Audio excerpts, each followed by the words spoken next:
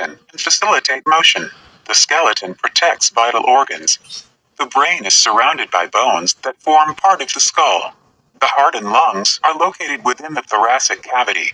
And the vertebral column provides structure and protection for the spinal cord. The skeletal system is also the site of calcium and phosphorus storage and blood cell formation. Inside the bone marrow of spongy bone, stem cells give rise to blood cells. Interactions between the skeleton, muscles, and nerves move the body. The nervous system sends commands to skeletal muscles to contract, producing movement at joints or articulations between bones.